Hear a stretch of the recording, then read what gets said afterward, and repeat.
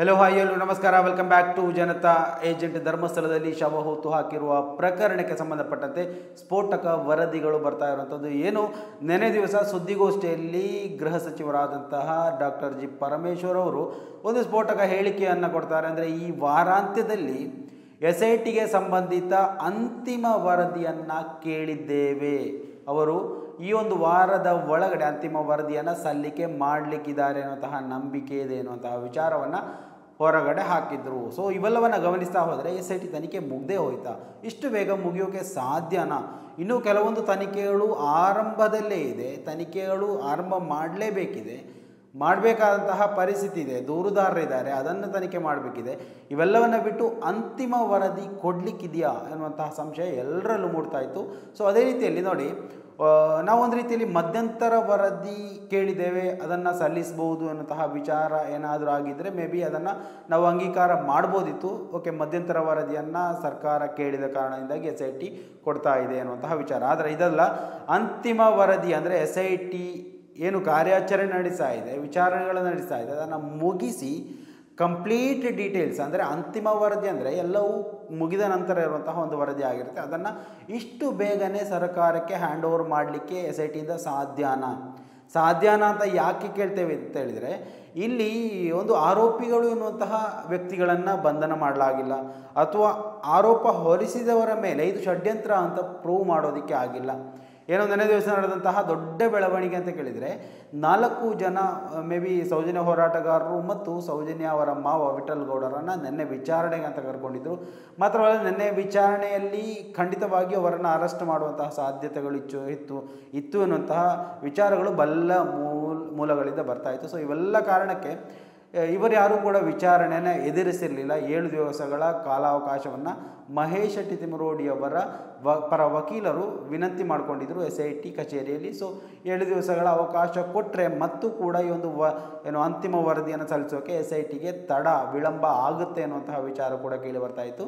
So ಏನೇ ಇರಲಿ, ಇವೆಲ್ಲ ವಿಚಾರಗಳು ಸ್ಪಷ್ಟವಾಗಿ ಎಲ್ಲರಲ್ಲಿ ಗೋಚರಿಸ್ತಾ ಇರುವಂಥದ್ದು.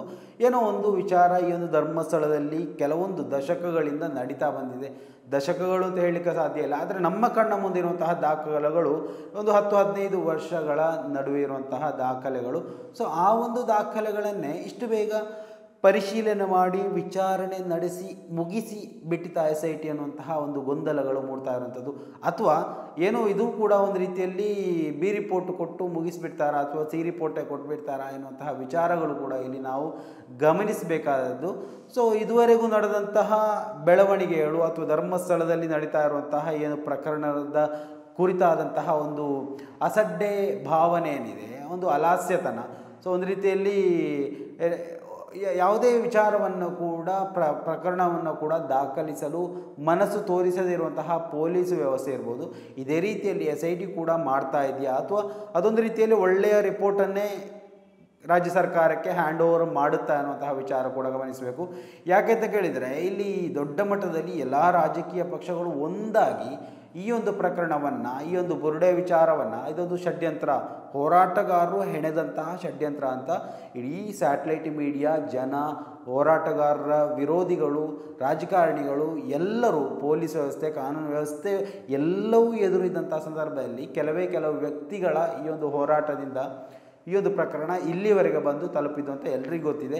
ಸೊ ಈ ಒಂದು ವಿಚಾರ, ಬುರುಡೆ ವಿಚಾರ ಷಡ್ಯಂತ್ರ ಆಗಿದ್ರೂ ಕೂಡ, ಷಡ್ಯಂತ್ರ ಅಂದರೆ ಒಂದು ಒಳ್ಳೆಯ ಕಾರ್ಯಕ್ಕಾಗಿ ಮಾಡಿದಂತಹ ಒಂದು ಷಡ್ಯಂತ್ರ, ಅಂದರೆ ಈ ಒಂದು ಪ್ರಕರಣ ಮುನ್ನೆಲೆಗೆ ಬರಬೇಕು, ಹೇಗಾದರೂ ಮಾಡಿ ಇಲ್ಲಿ ಆದಂತಹ ಅನಾಚಾರ, ಅತ್ಯಾಚಾರಗಳು ಬಯಲಿಗೆಳಬೇಕು ಅನ್ನುವಂತಹ ಒಂದೇ ಒಂದು ಉದ್ದೇಶದಿಂದ ಮಾಡಿರುವಂತಹ ಕೆಲವೊಂದು ಚಟುವಟಿಕೆಗಳು ಅದು ಷಡ್ಯಂತ್ರವಾಗಿ ಮಾರ್ಪಾಡಾದಾಗ ಒಬಿಯಸ್ಲಿ ಜನ ಏನು ಈ ಒಂದು ಹೋರಾಟದಲ್ಲಿ ಇನ್ವಾಲ್ವ್ ಆದಂತಹ ವ್ಯಕ್ತಿಗಳೇನಿದ್ದಾರೆ ಅವರನ್ನು ಒಬಿಯಸ್ಲಿ ಇದು ಷಡ್ಯಂತ್ರ ಅಂತ ಗುರುತಿಸಿದ್ದಾರೆ. ಆಮೇಲೆ ನೋಡಿ, ಚೆನ್ನಯ್ಯ ಕೂಡ ಏನು ತಾನು ಹೇಳಿದಂತಹ ಹೇಳಿಕೆಯನ್ನು ತಿರುಚಿ ಹೇಳಿಕೆ ಕೊಟ್ಟಿದ್ದಾನೆ.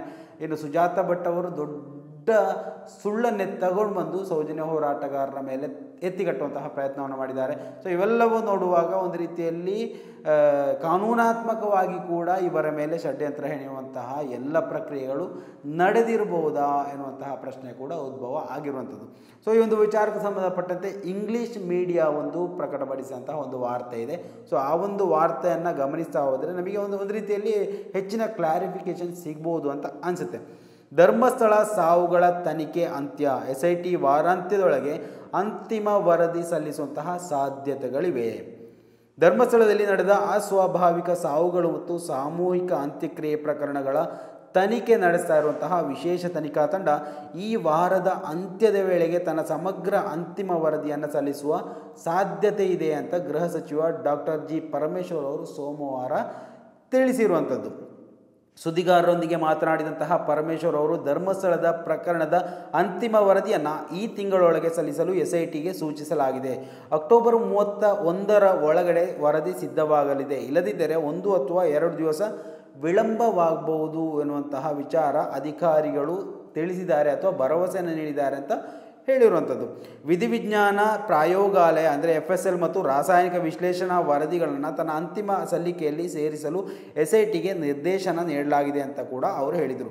ಸಂಯೋಜಿತ ವರದಿಯನ್ನು ಸಲ್ಲಿಸುವ ಮೊದಲು ತನಿಖೆಯ ಸಮಯದಲ್ಲಿ ಪತ್ತೆಯಾದ ಅಸ್ಥಿಪಂಜರದ ಅವಶೇಷಗಳು ಸೇರಿದಂತೆ ಎಲ್ಲ ಸಂಶೋಧನೆಗಳನ್ನು ವಿಶ್ಲೇಷಣೆ ಮಾಡಲು ಅವರನ್ನು ಕೇಳಲಾಗಿದೆ ಅಂತ ಕೂಡ ಇವರು ಸೇರಿಸಿದರು. ಏತನ್ಮಧ್ಯೆ ಸೋಮವಾರ SIT ಮುಂದೆ ಹಾಜರಾಗಲು ಸೆಕ್ಷನ್ 41A ನೋಟಿಸ್ ನೀಡಲಾಗಿದ್ದ ಕಾರ್ಯಕರ್ತರಾದ ಮಹೇಶ್ ಶೆಟ್ಟಿ ತಿಮರೋಡಿ, ಗಿರೀಶ್ ಮಠಣ್ಣವರ್, ಜಯಂತ್ ಟಿ ಮತ್ತು ವಿಠಲ್ ಗೌಡ ವಿಚಾರಣೆಗೆ ಹಾಜರಾಗಲು ವಿಫಲರಾದರು. ಮೂಲಗಳ ಪ್ರಕಾರ ಅವರು ವಿಚಾರಣೆಗೆ ಹಾಜರಾದರೆ ಅವರನ್ನು ವಶಕ್ಕೆ ಪಡೆಯಲು SIT ಯೋಜನೆ ರೂಪಿಸಿತ್ತು ಅನ್ನುವಂತಹ ವಿಚಾರ ಕೂಡ ಬರ್ತಾ ಇರುವಂಥದ್ದು. ಆದಾಗ್ಯೂ ಕೂಡ ತಿಮರೋಡಿ ಅವರ ಕಾನೂನು ತಂಡವು SIT ಕಚೇರಿಗೆ ಭೇಟಿ ನೀಡಿ ತಮ್ಮ ಕಕ್ಷಿದಾರ ವಿಚಾರಣೆಗೆ ಹಾಜರಾಗಲು 7 ದಿನಗಳ ವಿಸ್ತರಣೆಯನ್ನು ಕೋರಿದೆ ಅಂತ ತಿಳಿಸಿರುವಂಥದ್ದು. ನಾಟಕೀಯ ತಿರುವುಗಳಲ್ಲಿ 2003ರಲ್ಲಿ ಧರ್ಮಸ್ಥಳದಲ್ಲಿ ತನ್ನ ಮಗಳು ಕಾಣೆಯಾಗಿದ್ದಾಳೆಂದು ಆರಂಭದಲ್ಲಿ ದೂರು ದಾಖಲಿಸಿದಂತಹ ಮಹಿಳೆ ಸುಜಾತ ಭಟ್ ಸೋಮವಾರದ ವಿಚಾರಣೆ ಸಮಯದಲ್ಲಿ ತನ್ನ ಹೇಳಿಕೆಯನ್ನು ಹಿಂತೆಗೆದುಕೊಂಡರು. ತನಗೆ ಮಗಳಿಲ್ಲ ಅಂತ ಅವರು ತನಿಖಾಧಿಕಾರಿಗಳಿಗೆ ತಿಳಿಸಿದ್ದರು ಮತ್ತು ಕಾರ್ಯಕರ್ತರಾದ ಮಟ್ಟಣ್ಣ ಅವರು ಮತ್ತು ಜಯಂತ್ ಅವರ ಒತ್ತಡದ ಮೇರೆಗೆ ಸುಳ್ಳು ಹೇಳಿಕೆ ನೀಡಿದ್ದರು ಅಂತ ವರದಿಯಾಗಿದೆ. ಇದು ಅಬ್ಸಲ್ಯೂಟ್ಲಿ ಇನ್ಕರೆಕ್ಟ್ ಅಂತ ಈ ಹೇಳಿಕೆ ನಿಜ ಆಗಿದ್ದರೆ ಸುಜಾತ ಭಟ್ ಅವರು ಈ ಒಂದು ಹೇಳಿಕೆಯನ್ನು ಕೊಟ್ಟಿದ್ರೆ, ಅಂದರೆ ಗಿರೀಶ್ ಮಠಣ್ಣವರು ಮತ್ತು ಮಹೇಶ್ ಶೆಟ್ಟಿ ತಿಮರೋಡಿ ಅವರ ಒತ್ತಡದ ಮೇರೆಗೆ ನಾನು ಈ ಒಂದು ಹೇಳಿಕೆಯನ್ನು ಕೊಟ್ಟಿದ್ದೆ, ಸುಜಾತ ಭಟ್ಗೆ ಮಗಳಿದ್ದಾಳೆ ಅನ್ನುವಂತಹ ಹೇಳಿಕೆಯನ್ನು ಕೊಟ್ಟಿದ್ದೆ ಅಂತ ಅವರು ಇವತ್ತು SIT ಮುಂದೆ ತನ್ನ ಆ ಒಂದು ವಾದವನ್ನು ಹಿಂಪಡೆದಿದ್ದರೆ ನಿಜಕ್ಕೂ ನಾನು ಆಬ್ಜೆಕ್ಷನ್ ಮಾಡ್ತೇನೆ ಈ ಒಂದು ಹೇಳಿಕೆಗೆ ಖಂಡಿತವಾಗಿ. ಯಾಕೆ ಅಂತ ಕೇಳಿದರೆ ಸುಜಾತ ಭಟ್ ಈ ಒಂದು ಕೇಸಲ್ಲಿ ಇನ್ವಾಲ್ವ್ ಆಗುವುದಕ್ಕಿಂತ ಮೊದಲು ಇವರಿಗೆ ಪರಿಚಯನೇ ಇರಲಿಲ್ಲ. ಇದು 100% ಸತ್ಯ. ಬೆಂಗಳೂರಿನಲ್ಲಿ ಹಾಯ್ ಕರ್ನಾಡು ಅನ್ನುವಂತಹ ಓರ್ವ ಮಾಧ್ಯಮ ಪ್ರವರ್ತಕ ಇರ್ಬೋದು, ಯೂಟ್ಯೂಬರ್ ಇರ್ಬೋದು, ಆತ ನಡೆಸಿದಂತಹ ಒಂದು ಸಂದರ್ಶನದಲ್ಲಿ ಮೊದಲನೇ ಬಾರಿ ಸೌಜನ್ಯ ಹೋರಾಟಗಾರರನ್ನು ಮೀಟ್ ಮಾಡುವಂತಹ ಅವಕಾಶ ಇವರಿಗೆ ಸಿಕ್ಕಿತ್ತು. ಯಾರಿಗೆ? ಸುಜಾತ ಭಟ್ ಅವರಿಗೆ. ಸೊ ಈ ಎಲ್ಲ ಸುಳ್ಳುಗಳನ್ನು ಹೆಣೆದು ಯಾರನ್ನು ರಕ್ಷಣೆ ಮಾಡ್ತಾ ಇದ್ದಾರೆ ಅನ್ನುವಂತಹ ಪ್ರಶ್ನೆ ಇವಾಗ ಉದ್ಭವ ಆಗ್ತಾ ಇರುವಂಥದ್ದು. ನೋಡಿ, ಸಾಮೂಹಿಕ ಅಂತ್ಯಕ್ರಿಯೆ ಪ್ರಕರಣದ ಸುತ್ತಲಿನ ಹಲವಾರು ಹಕ್ಕುಗಳ ಸತ್ಯಾಸತ್ಯತೆಯ ಬಗ್ಗೆ ಈ ಹಿಂದೆ ತೆಗೆದುಕೊಳ್ಳುವಿಕೆಯ ಹೊಸ ಪ್ರಶ್ನೆಗಳನ್ನು ಹುಟ್ಟುಹಾಕಿದೆ. SIT ಉನ್ನತ ಮಟ್ಟದ ತನಿಖೆಯನ್ನು ಮುಚ್ಚಲು ತಯಾರಿಯನ್ನು ನಡೆಸ್ತಾ ಇದೆ ಎನ್ನುವಂತಹ ವಿಚಾರ ಕೂಡ ಕೇಳಿ ಬರ್ತಾ ಇರುವಂಥದ್ದು. ನೋಡಿ, ಗಿರೀಶ್ ಮಠಣ್ಣ ಅವರು ಮತ್ತು ಜಯಂತ್ ಟಿ ಅವರು ಒತ್ತಡ ಹಾಕಿದ್ರು ಅಂತ ಮುದುಕಿ ಸುಜಾತ ಭಟ್ ಅವರು ಹೇಳಿಕೆ ಹುಟ್ಟಿರುವಂಥದ್ದು. ನಿಜವಾಗ್ಲೂ ನಾಚಿಕೆ ಆಗಬೇಕು. ಒಂದು ರೀತಿಯಲ್ಲಿ ದೊಡ್ಡ ಷಡ್ಯಂತ್ರಕ್ಕೆ ಹೋರಾಟಗಾರರು ಹೋಗಿ ಬಿದ್ದ ಹಾಗೆ ಆಗಿದೆ ಈ ಒಂದು ಪರಿಸ್ಥಿತಿಯನ್ನು ನೆನೆಸ್ತಾ ಇದ್ದಾರೆ. ಸ್ನೇಹಿತರೆ, ದಯವಿಟ್ಟು ನಿಮ್ಮ ಅಭಿಪ್ರಾಯಗಳನ್ನು ಕೂಡ ಕಮೆಂಟ್ ಮಾಡಿ. ಮುಂದಿನ ಮಾಹಿತಿಯೊಂದಿಗೆ ಮತ್ತೆ ಭೇಟಿಯಾಗೋಣ. ಅಲ್ಲಿವರೆಗೂ ನಮಸ್ಕಾರ.